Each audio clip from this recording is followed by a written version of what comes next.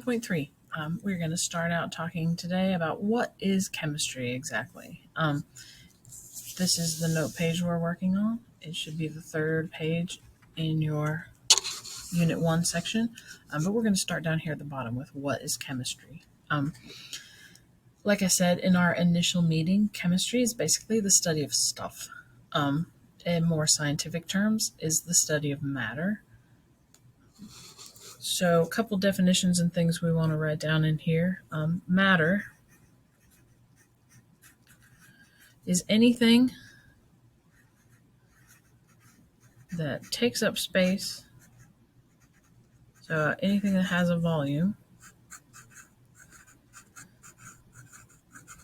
because volume is the amount of space that something takes up. So anything that has volume and mass.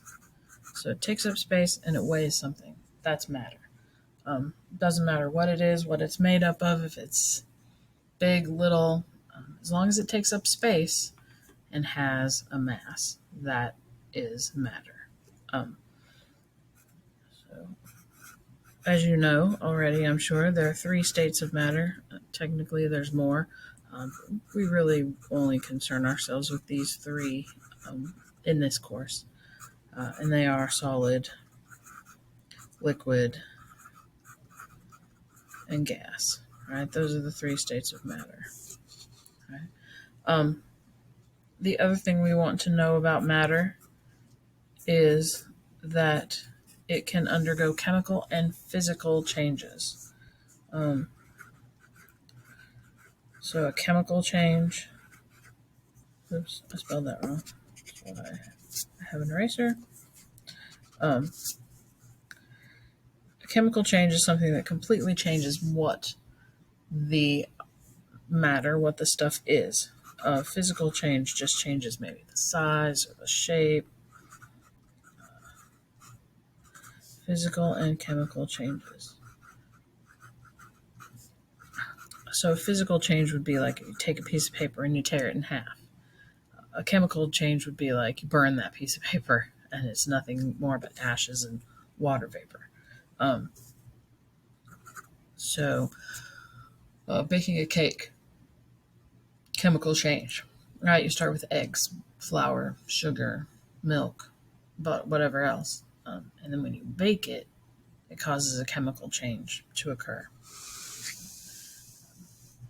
But all matter can undergo both types of changes. There basically are 2 types of matter, pure substances and mixtures. Those are really the 2 main types of matter. Pure substances, there are 2 types. One are elements. There are 118 or so elements in the universe. They make up absolutely everything in the universe with these 118 pieces.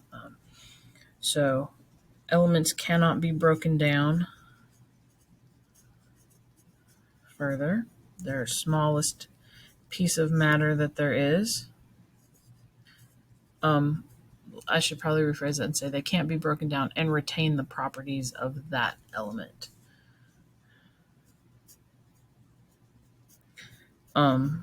So gold is gold. Even 1 atom of gold is still gold. You can't break it down any further and it's not gold anymore. But in order for it to retain its properties, the element is as small as it can go. Right? The smallest particle of an element is an atom.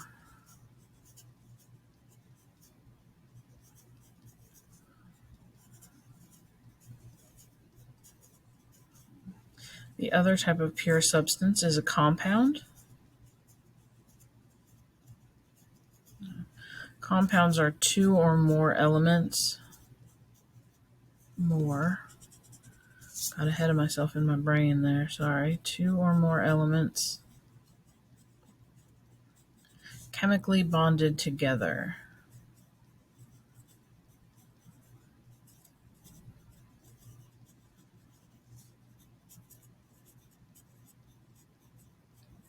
So 2 or more elements chemically bonded together is a compound.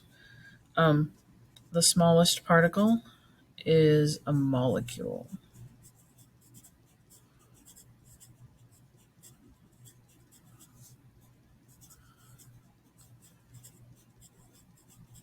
So you see over here in this test tube our example of a pure substance as pure distilled water. That means it only contains water molecules. And these water molecules are made up of two different elements bonded together. You got hydrogen and oxygen. There are actually two hydrogens and one oxygen. And those make up a water molecule. And then all the water molecules together make up a compound. It is pure. There's nothing extraneous in it at all. Right? We come over here to this tap water, and it is a mixture. You can even see in this drawing of a like looking at it under a microscope. You see the water molecules, but then you also see all these other things. Right? So it's a mixture of a bunch of different things. So if we want to define mixture, it is made up of two or more compounds.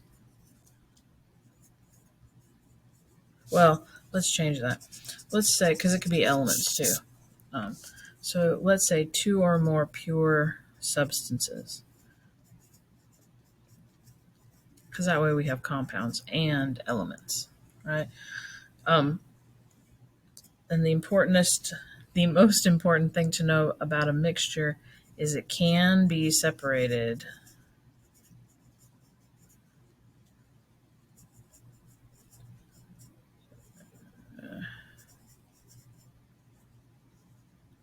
using physical methods.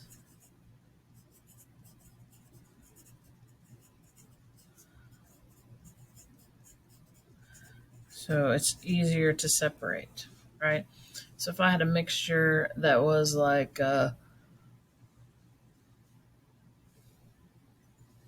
chicken noodle soup, that's a mixture, right? I can separate out its parts. I can separate the noodles from the carrots, from the onions, from the celery, from the broth, from the chicken, from the whatever, right? I can separate those things fairly easily, which makes chicken noodle soup a mixture, right? If we want to talk about, well, anyway, just like this tap water, it's a mixture of a bunch of different things that you could separate if you needed to by filters and whatnot, right? In fact, that's how we get our pure water, right? It goes through a filter, filters out all this other stuff. But those mixtures can be separated. So as we go through this semester, we're going to be talking about elements, compounds, mixtures.